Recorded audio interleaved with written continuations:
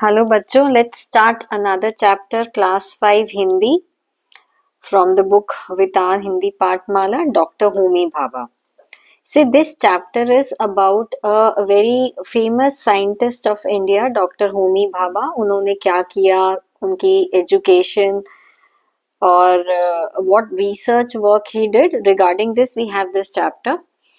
थोड़ा सा मुश्किल चैप्टर है, हिंदी में लिखा हुआ है, specially for children who belong to English medium schools because they are not used to hearing these words which have been written in Hindi.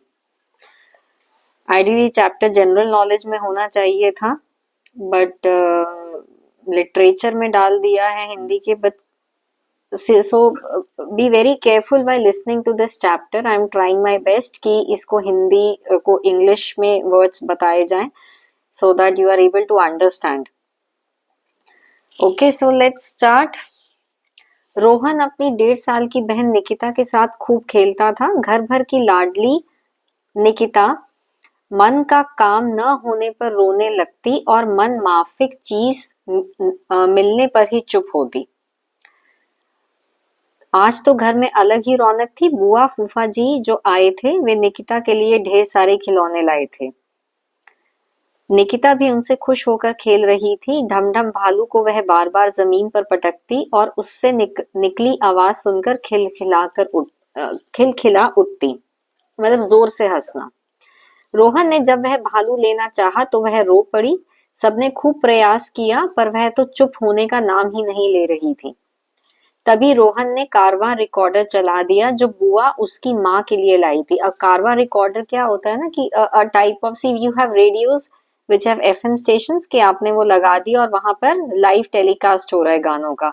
और ये जो रिकॉर्डर होते हैं उसके अंदर प्रीफिक्स्ड गाने ऑलरेडी प्री लोडेड होते हैं. तो आप अपनी पसंद few thousand songs, so according to your choice आप अपनी पसंद से वो गाने लगा देते हैं. गाना सुनकर निकिता का रोना बंद हो गया. पास बैठे फूफा जी बोले, अब बुआ के जो हस्बैंड होते हैं उनको फूफा बोलते हैं, अरे यह तो बड़ी होकर होमी भाभा बनेगी. रोहन ने हैरान होकर पूछा, फूफा जी यह भाभा कौन है और निकिता भाभा क्यों बनेगी. तो let's see this first paragraph. Now story starts here कि एक फैमिली है जिसमें रोहन और उसकी छोटी बहन निकिता. 1 mark question. निकिता रोहन की बहन का नाम बताइए. देन वो क्यों रोने लगी. जब उसने उससे ये भालू मांगा तब वह वो देना नहीं चाहती थी रोहन को, इसीलिए वह रोने लगी. और यहाँ पे एक क्वेश्चन है, वो कितने साल की थी. 1.5 साल की. ओके, अदर देन दिस और इसके अंदर कुछ नहीं. The main chapter will start afterward, right. तो अभी हम फूफा जी ये भाभा कौन है और निकिता भाभा क्यों बनेगी, अभी वो क्वेश्चन उससे पूछ रहा है क्योंकि जब वो गाना सुन के चुप हो गई थी इस पर फूफा जी ने बोला. फूफा जी ने रोहन को पास बैठाते हुए कहा, बेटा होमी भाभा हमारे देश के बहुत बड़े वैज्ञानिक रहे हैं और मैंने ऐसा इसलिए कहा क्योंकि जब होमी छोटे थे तो वे किसी वजह से रोने लगे. उनकी माँ ने उन्हें खूब मनाया पर वे चुप ही नहीं हो रहे थे. उसी समय पास वाले कमरे से ग्रामोफोन से बज रही संगीत की धुन सुनकर वे एकदम चुप हो गए. अभी ग्रामोफोन, ये देखना आप गूगल में इसकी पिक्चर, वो एक सीडी टाइप प्लेयर जिसके ऊपर हेड रखने से वो वहां से गाना बजने लगता है, म्यूजिक और सॉन्ग्स. रोहन को होमी भाभा के बारे में और कुछ भी जानना था. वह फूफा जी के और पास खिसक कर बैठ गया और बोला, फूफा जी उनके बारे में और कुछ बताइए. So the actual chapter starts now. They are going to describe and tell the details of Dr. Homi Bhabha, right? फूफा जी ने बताया कि डॉक्टर होमी जहांगीर भाभा का जन्म मुंबई के एक पारसी परिवार में हुआ था. उनके पिता का नाम जहांगीर भाभा था. तो फर्स्ट कहाँ पे उनका जन्म हुआ, मुंबई में. किस परिवार में, पारसी परिवार में. पिताजी का नाम जहांगीर भाभा. ओके. भाभा बचपन से ही बहुमुखी प्रतिभा के धनी थे. बहुमुखी मतलब आप देखिए नीचे यहाँ पे वर्ड मीनिंग्स दिए हुए, बहुत सी, विभिन्न. Means different. प्रतिभा का मतलब होता है टैलेंट। धनी मतलब rich, but he was a multi-talented person, means someone who is having talent in various things like maybe studies, music, arts. तो यहाँ पे बताया गया है कि वो बहुमुखी प्रतिभा के धनी थे। शुरुआत से ही उनकी रुचि भौतिक विज्ञान और गणित में थी। अब गणित को इंग्लिश में मैथ्स बोलते हैं, विज्ञान को बोलते हैं साइंस। भौतिक विज्ञान means physics. We have branches of science like physics, chemistry and biology. तो भौतिक विज्ञान हम लोग फिजिक्स को बोलते हैं। तो उनकी इंटरेस्ट, रुचि मतलब हो गया इंटरेस्ट। तो उनकी रुचि किसमें थी? भौतिक विज्ञान और गणित में। उनकी प्रारंभिक शिक्षा कैथेड्रल स्कूल में हुई और फिर आगे की शिक्षा के लिए जॉन केनन में पढ़ने गए। इसके बाद होमी ने एल्फिंस्टन कॉलेज मुंबई और रॉयल इंस्टीट्यूट ऑफ साइंस से बीएससी की परीक्षा पास की। Now BSc stands, it is a graduation degree, Bachelor of Science, जो 12th के बाद की जाती है। वर्ष 1927 में वे इंग्लैंड चले गए, जहां वर्ष 1930 में उन्होंने कैम्ब्रिज विश्वविद्यालय से इंजीनियरिंग में स्नातक और वर्ष 1934 में डॉक्टरेट पीएचडी की उपाधि भी प्राप्त की। नाउ व्हाट हैपेंस इज कि अब ये ईयर है जो याद रखना है। कहाँ गए वे? देखो, वो अभी तक तो वो इंडिया में थे, उसके बाद वो इंग्लैंड चले गए, जहां से कैम्ब्रिज विश्वविद्यालय का मतलब होता है यूनिवर्सिटी, इंजीनियरिंग में स्नातक मतलब ग्रेजुएशन की और डॉक्टरेट की उपाधि भी प्राप्त की। ना डॉक्टरेट को पीएचडी भी बोला जाता है। जो लोग डॉक्टरेट मतलब ये एक पोस्ट ग्रेजुएशन है, आपने ग्रेजुएशन की, उसके बाद जब higher degree, this is considered really very tough. इसीलिए जो लोग ये डॉक्टरेट की डिग्री करते हैं वो अपने नाम के आगे डॉक्टर लगाते हैं। जैसे एक तो मेडिकल प्रोफेशनल्स हो गए और एक ये। देखो इस पैराग्राफ में I am doing the question side by side, otherwise it will be really very difficult. एक तो इनकी स्पेलिंग्स थोड़ी टफ हैं, तो जब याद करोगे, if it is really tough for you, try to first convert it into English, learn it and then translate into Hindi. पिताजी का नाम ये हमने कर लिया। उनकी रुचि किसमें थी? भौतिक विज्ञान और गणित में। उनकी प्रारंभिक शिक्षा कहाँ से हुई? कैथेड्रल स्कूल में हुई और फिर वे आगे की शिक्षा के लिए जॉन केनन में पढ़ने गए। ओके। उन्होंने कॉलेज कहाँ पर किया? एल्फिंस्टन कॉलेज मुंबई और रॉयल इंस्टीट्यूट ऑफ साइंस से बीएससी की। डॉक्टरेट की डिग्री, उपाधि मतलब डिग्री, डॉक्टरेट की डिग्री उन्हें कहाँ से मिली? कैम्ब्रिज विश्वविद्यालय से उन्हें डॉक्टरेट की डिग्री मिली। तो यहाँ पे देयर आर 3 स्टेप्स। पहला है स्टार्टिंग की एजुकेशन। प्रारंभिक मतलब की इनिशियल स्टार्टिंग एजुकेशन, मतलब प्रारंभिक, प्रारंभ से लिया गया है वर्ड। प्रारंभ मतलब शुरुआत। तो यहाँ पे 2 नाम दिए हुए, कैथेड्रल स्कूल और जॉन केनन। उसके बाद बीएससी अगेन 2 दिए हुए हैं, Elphinstone college Mumbai, royal institute of science. Okay. उसके बाद इंजीनियरिंग में स्नातक और पीएचडी वो है अगेन टू कैम्ब्रिज विश्वविद्यालय से उन्होंने 2 चीजें की। तो हो गया, ये इनकी एजुकेशन दी हुई है। अब इसमें से क्वेश्चन या तो प्रारंभिक शिक्षा पे आता है या फिर वो ये भी पूछ सकते हैं कि डॉक्टरेट कहाँ से किया या उनकी एजुकेशन के बारे में बताइए, उनकी शिक्षा, उन्होंने बीएससी के बाद उन्होंने क्या किया। कुशाग्र बुद्धि होने के कारण उन्हें लगातार छात्रवृत्ति मिलती रही। Now what is the meaning of कुशाग्र? मतलब यहाँ पे दिया हुआ है penny, but it means very sharp brain. Someone who, like if you are studying and you are able to remember in one instant जो भी टीचर पढ़ा रही है, so you have a very sharp brain. So he had a very sharp brain, जिनकी वजह उन्हें scholarship मिलती रही। छात्रवृत्ति का मतलब होता है स्कॉलरशिप। उन्हें पीएचडी के दौरान आइजैक न्यूटन फेलोशिप भी मिली। अब ये फेलोशिप क्या होता है एक्चुअली, आपको और अपने जैसे लोगों एक अच्छे इंस्टीट्यूट में रिसर्च करने में, आगे पढ़ने में एक वन टाइप ऑफ ट्रेनिंग। उन्हें प्रसिद्ध वैज्ञानिक, प्रसिद्ध मतलब फेमस, वैज्ञानिक मतलब साइंटिस्ट, रदरफोर्ड, डेराक तथा नील्स पेक के साथ काम करने का अवसर भी मिला। ये ना बहुत फेमस साइंटिस्ट हैं, स्पेशली ये लोग एटम के स्ट्रक्चर को इन्होंने रदरफोर्ड एटॉमिक मॉडल आप सीनियर क्लासेस में पढ़ेंगे। तो ये साइंटिस्ट के नाम है, रदरफोर्ड, डेराक और नील्स पेक। तो अभी पीछे भी एक क्वेश्चन दिया हुआ है कि उनको छात्रवृत्ति क्यों मिली? कुशाग्र बुद्धि होने के कारण उन्हें छात्रवृत्ति मिली। Okay, 1 mark question. उनकी बहुमुखी प्रतिभा से परिचित कुछ विश्वविद्यालयों ने उन्हें अध्यापन कार्य के लिए आमंत्रित किया। अब इसका मीनिंग क्या हुआ? सी, ही इज वेरी इंटेलिजेंट। अभी सबको पता चल गया था कि एक्स्ट्रा ऑर्डिनरी स्टूडेंट पर्सन है, तो उसकी वजह से कुछ यूनिवर्सिटीज, विश्वविद्यालयों मतलब यूनिवर्सिटी ने उन्हें पढ़ाने के लिए, अध्यापन मतलब पढ़ाना। See, you are in a school, you have got teachers, but these people who are actually doctorate or who have a very high qualification, they don't teach in school, they teach in universities. तो जो बच्चे बड़े हो जाते हैं, colleges में जाते हैं, उनको पढ़ाने के लिए भी तो टीचर्स चाहिए ना, तो उनको प्रोफेसर्स बोला जाता है। तो उनको इनवाइट किया गया। आमंत्रित करना मतलब कि इनवाइट करना कि आप आइए और हमारे बच्चों को पढ़ाइए। अंततः डॉक्टर भाभा ने भारतीय विज्ञान संस्थान बेंगलुरु को चुना। तो वो कहाँ गए पढ़ाने के लिए? Since he was getting invitation from many places, he went to Indian Institute of Science, जिसको हिंदी में हम भारतीय विज्ञान संस्थान बोलते हैं, बेंगलुरु में जो है। वहां वे भौतिक शास्त्र विभाग मतलब फिजिक्स के प्राध्यापक पद पर रहे, मतलब प्रोफेसर।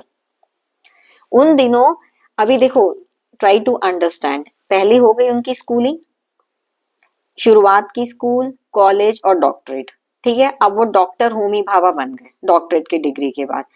उसके बाद वो इंडिया में हैं और इंडिया में अब वो पढ़ाने के लिए जा रहे हैं।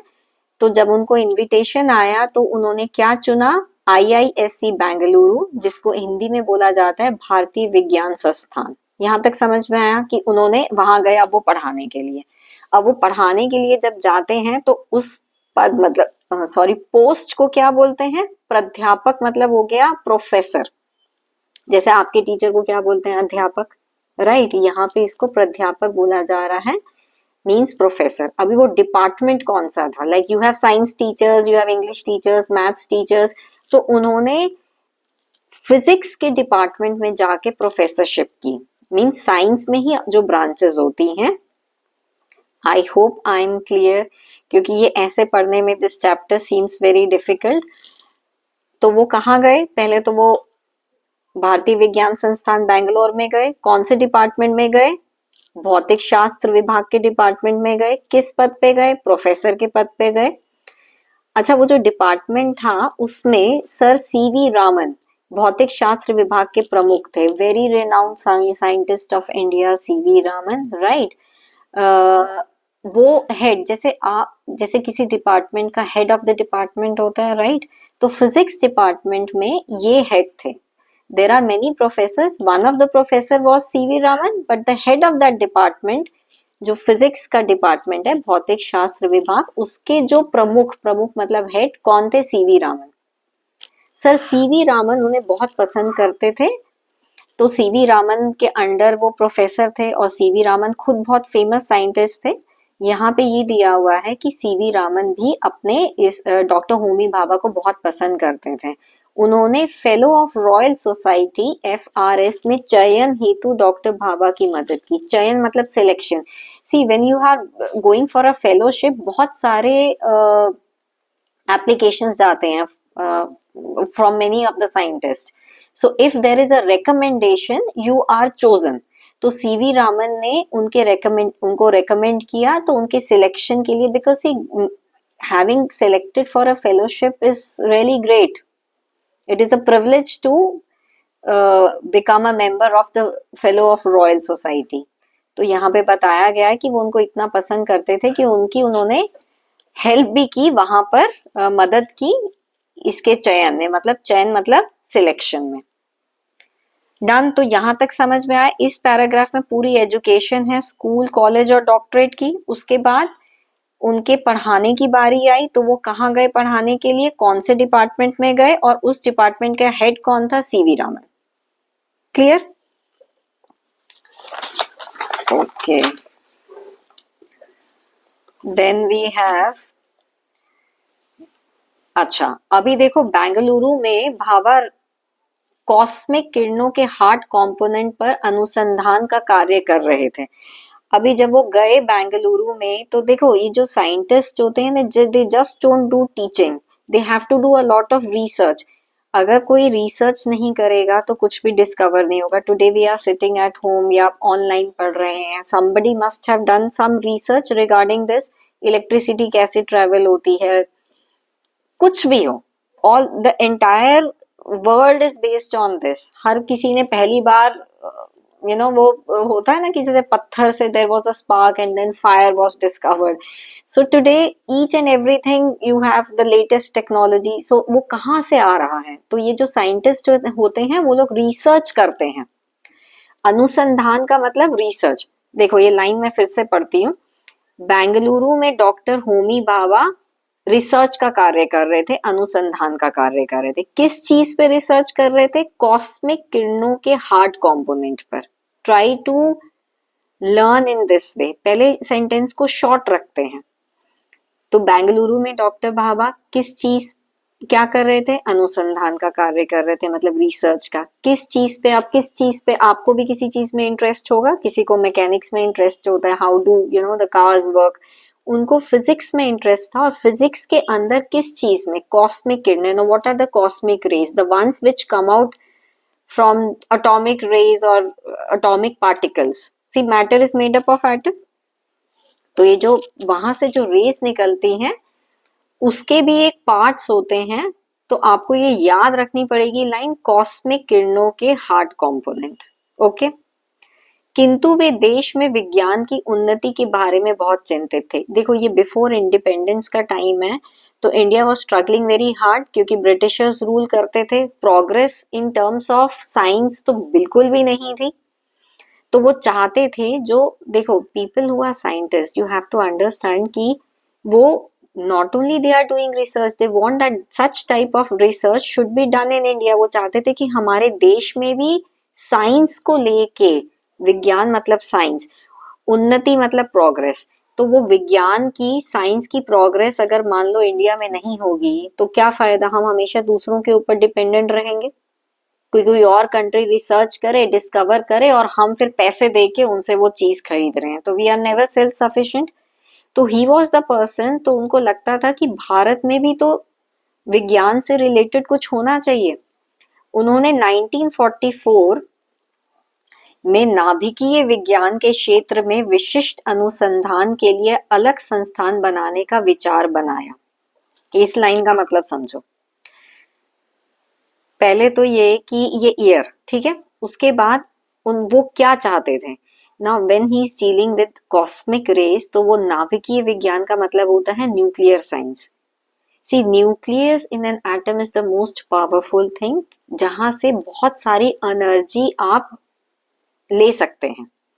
तो वो चाहते थे कि न्यूक्लियर फिजिक्स का जो फील्ड है, जो एरिया है, उसमें एक स्पेसिफिक रिसर्च सेंटर होना चाहिए which deals only with nuclear physics. तो वो अनुसंधान, सी रिमेंबर इट एज रिसर्च। तो अगर आप रिसर्च करना चाहते हो तो वो चाह रहे थे कि स्पेशली न्यूक्लियर फिजिक्स को लेके एक रिसर्च के लिए एक संस्थान, मतलब इंस्टीट्यूट बनाया जाए। तो ये तो उनका आइडिया था। तो अब वो खुद तो बना नहीं सकते हैं, you need lot of investment is required. तो वो किसके पास गए मदद मांगने? Sir Dorabji Tata trust. टाटा का नाम तो आप लोगों ने सुना ही होगा। तो this worked on a trust, वो ट्रस्ट थी टाटा ट्रस्ट, उनके हेड थे दोराबजी। तो सर दोराबजी टाटा ट्रस्ट से उन्होंने हेल्प मांगी। यह संपूर्ण भारतवर्ष के लिए वैज्ञानिक चेतना एवं विकास का निर्णायक मोड़ था। देखो ये चैप्टर ना कट करके यहाँ पे दिया गया है।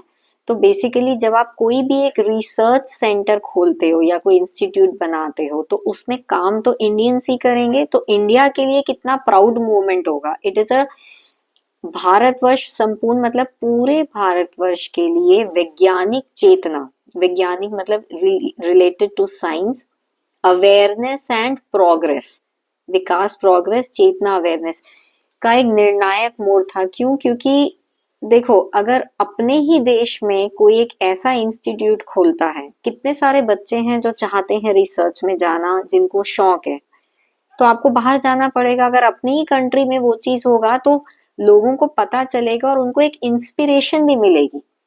एक तो कंट्री की प्रोग्रेस हो रही है, तो साथ में ये जो साइंटिफिक एंगल ऑफ या विजन है, राइट, इसको एनकरेजमेंट मिल रही है।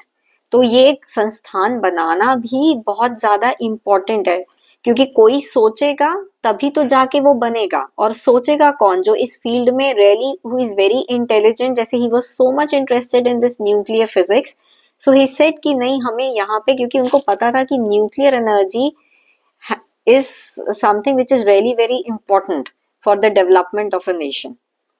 तो इसीलिए उन्होंने ये आइडिया लेकर आए। अभी देखो इसमें ना ये क्वेश्चन दिया हुआ है कि उन्होंने किस चीज पर के लिए संस्थान बनाना चाहते थे और किससे मदद मांगी। तो ये उसका आंसर होगा, ये 2 लाइन। ओके, देन वर्ष 1948 में डॉक्टर भाभा ने भारतीय परमाणु ऊर्जा आयोग, atomic energy commission, right, Indian atomic energy, परमाणु मतलब हो गया है एटम, एटॉमिक ऊर्जा मतलब एनर्जी, आयोग मतलब कमीशन, की स्थापना की। अभी इसका मतलब क्या होता है? ये क्या है? ये देखो, आयोग का मतलब होता है it is a group which is made which deals only with atomic energy और न्यूक्लियर एनर्जी, राइट। तो उन्होंने एक ग्रुप बनाया, सो कॉल्ड एक डिपार्टमेंट बनाया, और अंतरराष्ट्रीय परमाणु ऊर्जा मंच पर भारत का प्रतिनिधित्व किया। अभी देखो, we have conference, international conference होती है जहां पर हर फील्ड में होती है, तो उसमें रिप्रेजेंटेशन देनी होती है। इंडिया से कोई जाएगा, चाइना से कोई जाएगा, जापान से कोई जाएगा, राइट। तो प्रतिनिधित्व का मतलब हुआ रिप्रेजेंटेशन। तो अंतरराष्ट्रीय मतलब इंटरनेशनल एटॉमिक एनर्जी जो स्टेज पे, मतलब एक conference related to nuclear energy, international nuclear energy conference, वहां पर इंडिया की तरफ से कौन गया? डॉक्टर होमी भाभा गए। तो डॉक्टर होमी भाभा ने इंडिया का रिप्रेजेंटेशन किया in the field of atomic energy at an international level, क्योंकि वही सबसे ज्यादा डिटेल में ये जानते थे। He was into research, he was interested in this. उन्होंने ये संस्थान के लिए भी बोला और ये किया। 1955 में जेनेवा में संयुक्त राष्ट्र संघ द्वारा आयोजित परमाणविक वैज्ञानिकों का महासम्मेलन का सभापतित्व भी किया। अभी इसका मतलब क्या हुआ? सी यूनाइटेड नेशन एक organisation, right, in which there are members from many nations. तो उनके द्वारा एक आयोजित क्या हुआ था वहां पे? Again there was a major conference. किसकी कॉन्फ्रेंस थी? परमाणविक वैज्ञानिकों की, मतलब एटॉमिक साइंटिस्ट। देखो, जब ये कॉन्फ्रेंस होती है atomic scientist from many countries, वो लोग आते हैं, एक साथ बैठते हैं, क्योंकि उसके यूजेस, डूज, डोंट्स, ये डिस्कशंस होती हैं। तब जाके, अभी देखो कितने सारे देश हैं जो अभी at present they are nuclear powers, तो अब हर कोई तो नहीं ऐसे यूज कर सकता है। तो जब ये लोग बैठते हैं, जब इनकी कॉन्फ्रेंस होती है, दे डिस्कस कि what they have done and what should be done further and how can we utilise this nuclear energy. तो ये किसने आयोजित की थी? यूनाइटेड नेशन ने आयोजित की थी। और ये कॉन्फ्रेंस किसके लिए थी? सिर्फ एटॉमिक साइंटिस्ट्स के लिए थी। वहां का जो हेड था, मतलब उस कॉन्फ्रेंस का सभापतित्व, मतलब कि उन्होंने हेड किया था। किसने? डॉक्टर होमी भाभा ने। तो ये थोड़े से उनके अचीवमेंट्स दिए हुए हैं कि पहले तो उन्होंने एक कमीशन की स्थापना की, भारतीय परमाणु ऊर्जा आयोग, मतलब इंडियन एटॉमिक एनर्जी कमीशन, इसका उन्होंने इस्टेब्लिश किया। स्थापना का मतलब इस्टेब्लिश किया। उसके बाद फिर वो बाहर जाके उन्होंने इंडिया को रिप्रेजेंट किया। फिर वो और एक कॉन्फ्रेंस में गए जहां पे सिर्फ एटॉमिक साइंटिस्ट थे, उनके वो as head of the conference जो होता है वो बन के भी गए। 1957 में भारत ने मुंबई के करीब ट्राम्बे में पहला परमाणु अनुसंधान केंद्र स्थापित किया।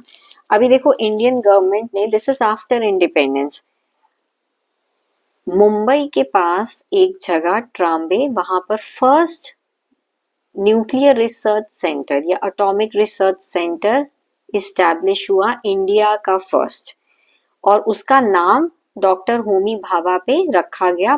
भाभा परमाणु अनुसंधान केंद्र, मतलब doctor Bhabha atomic research centre. करना भी चाहिए क्योंकि he is the one who has done so much research, और वो अपनी सोच से वो चाहते थे कि इंडिया में भी वो सेंटर खुले, नहीं तो नहीं खुलता तो इंडिया आगे कभी प्रोग्रेस ही नहीं कर पाता। तो साइंस सिर्फ बाहर जाके पढ़ने से नहीं होता है। आप जब पढ़ते हो, अगर आप अपने ही कंट्री को प्रोग्रेस करना चाहते हो, तो you have to utilise your education, your intelligence in India.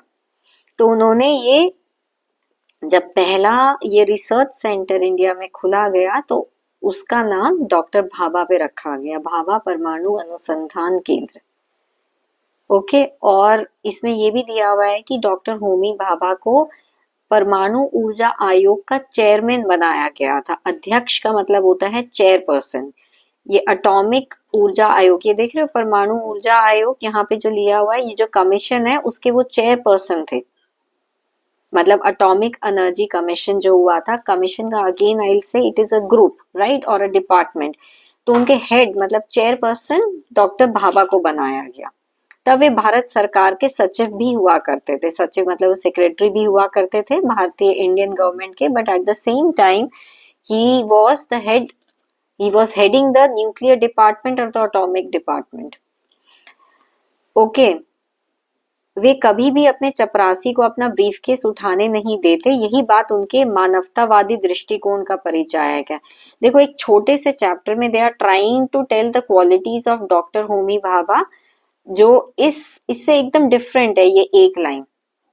देखो, जनरली क्या होता है, चपरासी मतलब आपका जो नीचे पियोन होता है, तो जितने भी हाई लेवल पोजीशंस होती थी तो सबको, सबके लिए ये एक चपरासी होता था जो उनको ब्रीफ केस उठाना, ब्रीफ छोटा सा सूटकेस, सूटकेस नहीं बोलेंगे, a small type of thing which you carry important papers for the meetings wherever you go। तो वो बता रहे हैं कि वो अपना सामान, अपना ब्रीफकेस खुद उठाते थे, वो उसको नहीं देते थे। तो यह उनके ह्यूमैनिटेरियन अप्रोच, मतलब मानवतावादी का मतलब होता है ह्यूमेन क्वालिटीज। जैसे आप किसी को भी छोटा नहीं समझते हो कि वो क्यों उठाएगा, मैं तो खुद उठा सकता हूँ। तो वो हर किसी को इक्वल लेवल पे सोचते थे। तो यह उनके जैसे मानवता के गुण या मनुष्यता के गुण, यू कैन से, हमने ये हिंदी के फर्स्ट चैप्टर में भी किया था मनुष्यता के गुण। तो दृष्टिकोण का मतलब होता है कि आप किसी सेकंड पर्सन को कैसे देखते हो, इवन इफ वो आपसे लोअर लेवल का है, क्या आप उसकी भी रिस्पेक्ट करते हो या आप उसके साथ बुरा बिहेव करते हो। परिचायक का मतलब क्या होता है, परिचय कराने वाला। मतलब यहाँ पे वो बता रहे हैं कि he had so good qualities, human good humanitarian qualities.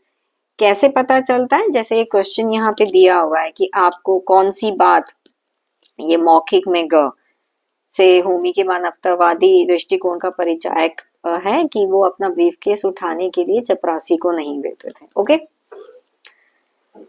Okay, then we have doctor Bhabha को 5 बार भौतिकी के नोबेल पुरस्कार के लिए नामांकित किया गया। अच्छा, नोबेल पुरस्कार क्या होता है? Nobel prize, one of the most prestigious and highest prize in the world. It is given, कुछ चीजों के लिए वो दिया जाता है, जैसे peace, literature, science, chemistry, physics. See, India में बहुत we are proud that even Indians have received in economics peace prize. अभी रिसेंटली मिला था, आप पढ़ना इसको, इकोनॉमिक्स में हमें 2-2 मिले हुए हैं। फिर सीवी रामन को भी मिला था, फिर रविंद्रनाथ टैगोर को लिटरेचर में मिला हुआ है। तो we have also receive this is the highest honour. तो अभी वो बता रहे हैं कि डॉक्टर भाभा को 5 बार भौतिकी मतलब फिजिक्स के लिए नोबेल पुरस्कार के लिए नामांकित किया गया था, मतलब नॉमिनेट। देखो, इतने सारे साइंटिस्ट हैं पूरे वर्ल्ड में, तो सबको शॉर्टलिस्ट करके नाम दिया जाता है। उसके बाद एक ज्यूरी या जजेस होते हैं who decide that who will receive the this award. अभी वो बोल रहे हैं कि उनको 5 बार नॉमिनेट तो किया लेकिन उनको मिला नहीं अवार्ड। उसके बाद सन 1966 के दुर्भाग्यपूर्ण दिन, मतलब it was a sad day when he died.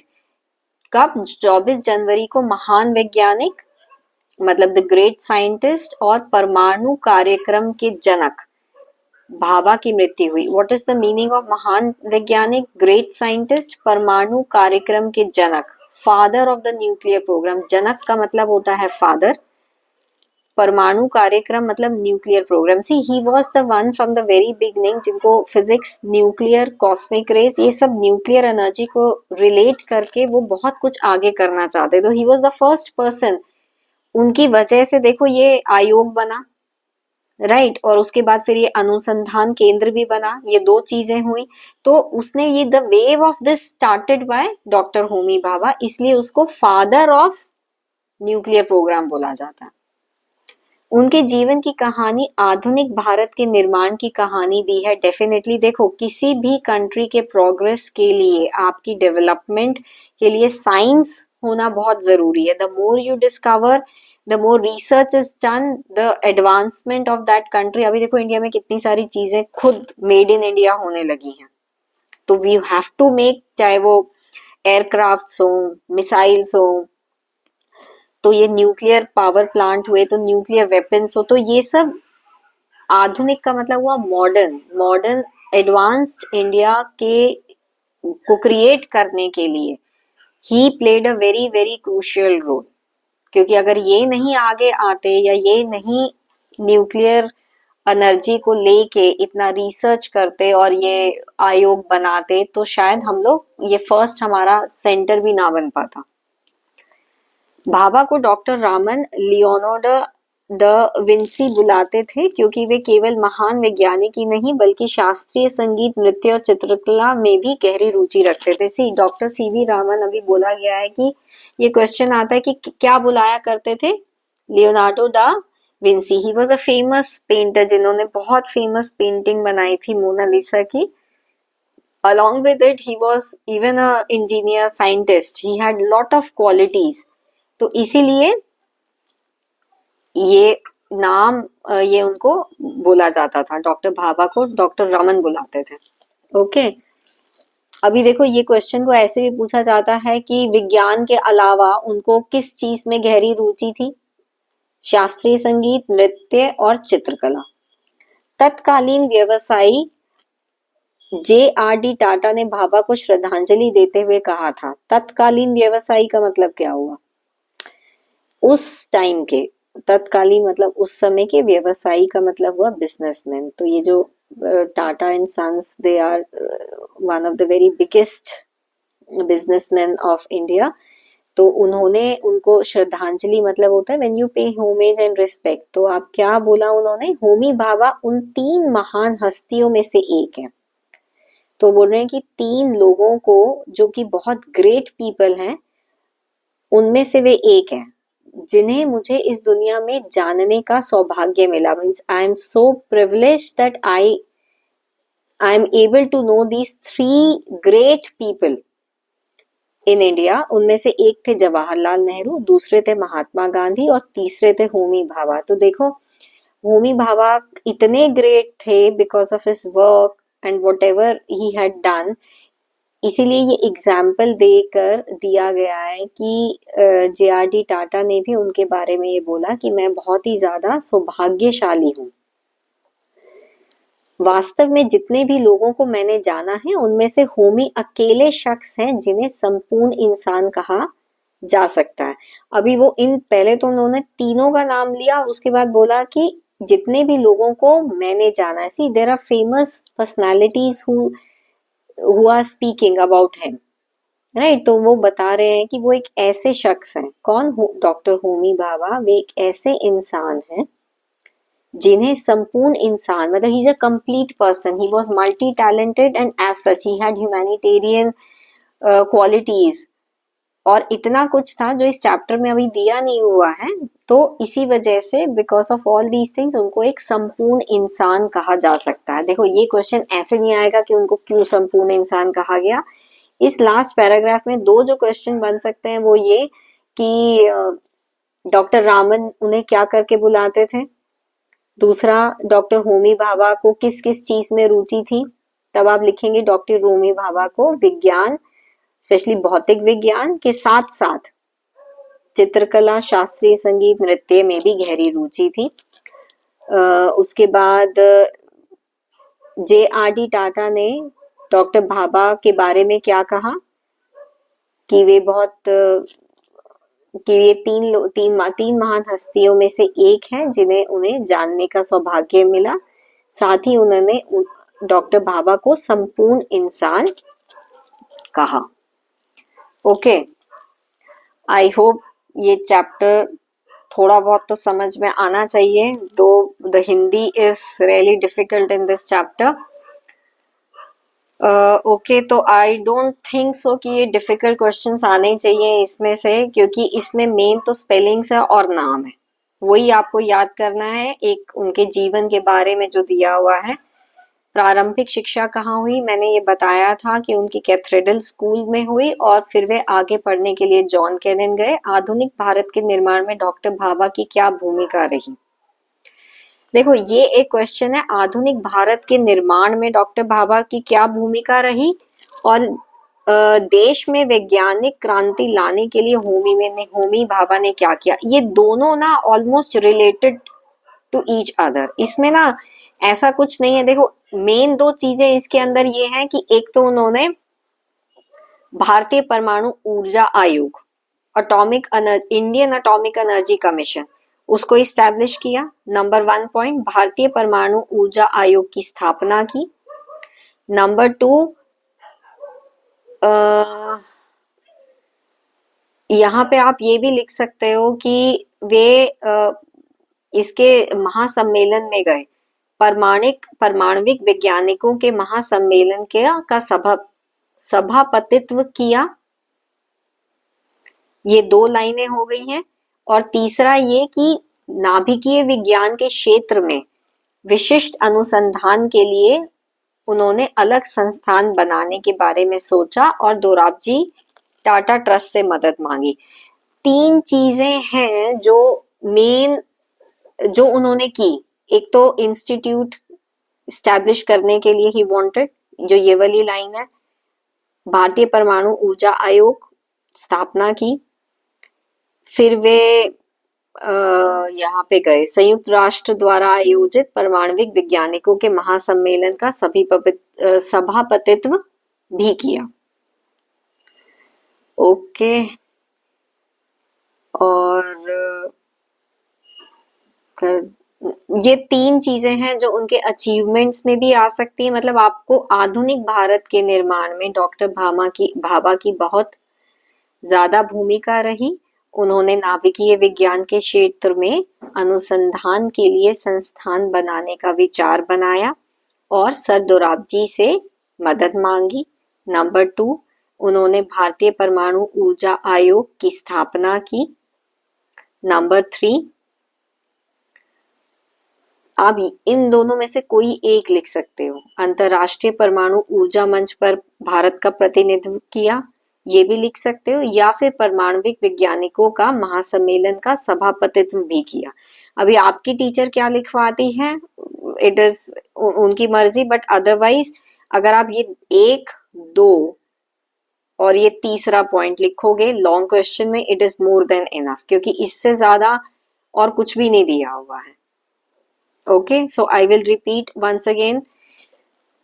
एक तो नाभिकीय विज्ञान के क्षेत्र में अनुसंधान के लिए संस्थान बनाने का विचार बनाया और दोराबजी ट्रस्ट से मदद मांगी। नंबर 2, भारतीय परमाणु ऊर्जा आयोग की स्थापना की।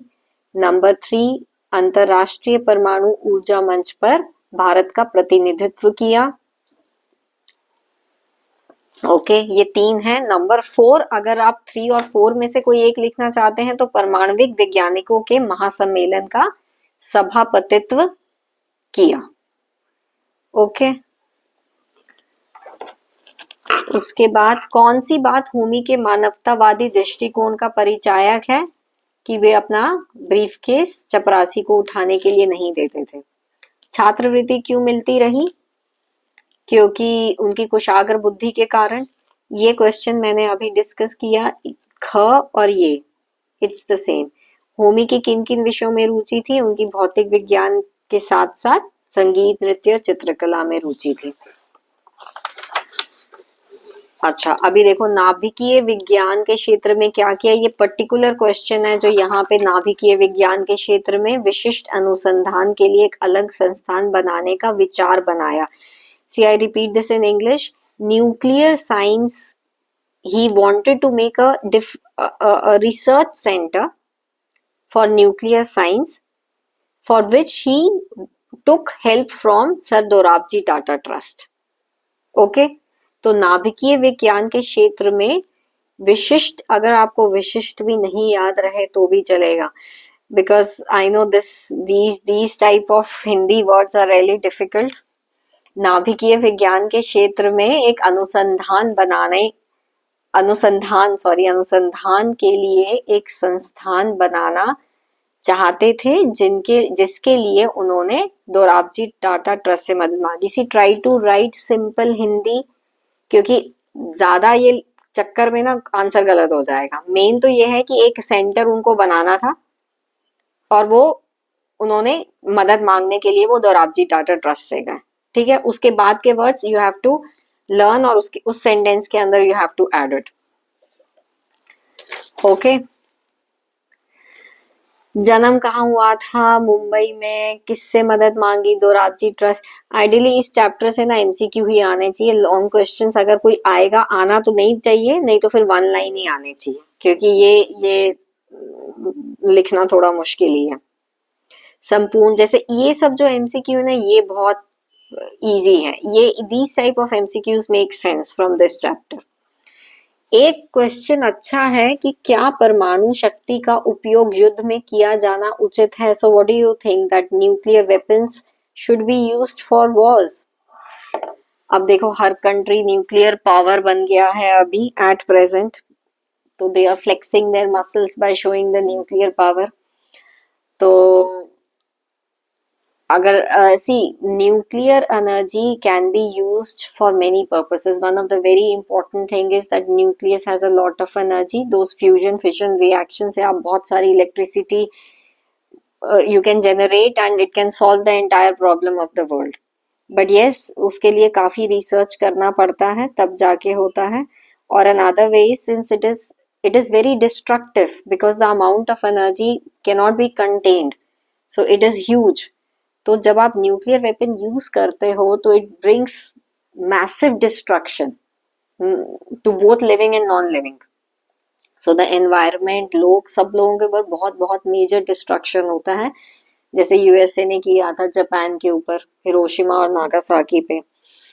They had dropped 2 atomic bombs and which had a devastating effect. तो उसके बाद से तो ये ना कि वी yes definitely nations बोलते हैं एंड में कि we will use nuclear power, nuclear this, but the radiations which are produced, it can cause widespread damage. तो आइडियली इसलिए बोला जाता है कि क्या परमाणु शक्ति का उपयोग युद्ध में किया जाना उचित है? नहीं, परमाणु शक्ति का उपयोग युद्ध में नहीं करना चाहिए, क्योंकि यह बहुत विनाशकारी होती है। एक परमाणु हमला पूरे शहर को नष्ट कर सकता है। See the intensity which is okay, I not explain, नहीं तो फिर आंसर बीच में वो हो जाता है। एक परमाणु हमला पूरे शहर को नष्ट कर सकता है। इससे धरती, हवा और पानी भी दूषित हो जाते हैं, जिससे लंबे समय तक बीमारियां फैलती हैं। इसका असर कई पीढ़ियों तक रहता है। पीढ़ियां मतलब जेनरेशंस। इसलिए देशों को युद्ध की बजाय आपसी समझ, सहयोग से समस्याएं सुलझानी चाहिए। आई will repeat the answer again. Okay, let me first see it in English. We should not use nuclear power or atom bombs in any type of war, because it has a devastating effects on the environment as well as on humans. It not only affects it affects the soil, the environment, and it can lead to mutation of the genes, which can lead to lot of diseases even in the future generations and many years. जैसे till now we can see the effect of this in Japanese people. After that उसके बाद से वहां पे कुछ उगता नहीं है, सॉइल बिकम्स इनफर्टाइल, पानी भी खराब हो जाता है, तो permanent damage to the genes. अभी मैं हिंदी में इसका आंसर बोलती हूँ, प्लीज राइट इट डाउन। परमाणु शक्ति का उपयोग युद्ध में नहीं करना चाहिए क्योंकि यह बहुत विनाशकारी होती है। एक परमाणु हमला पूरे शहर को नष्ट कर सकता है। इससे धरती, हवा और पानी भी दूषित हो जाते हैं, जिससे लंबे समय तक बीमारियां फैलती हैं। इसका असर कई पीढ़ियों तक रहता है। इसलिए देशों को युद्ध की बजाय आपसी समझ, सहयोग से समस्याएं सुलझानी चाहिए। ओके, आई होप कि ये चैप्टर थोड़ा बहुत समझ में आ ही गया होगा। Otherwise he the only thing is कि अगर आपको हिंदी में ज्यादा प्रॉब्लम होती है, please write the meanings in English, try to learn it that ways, then translate into Hindi, तो फिर भी थोड़ा इजी हो जाएगा। Okay, I hope we have done our word meanings and spellings. Okay.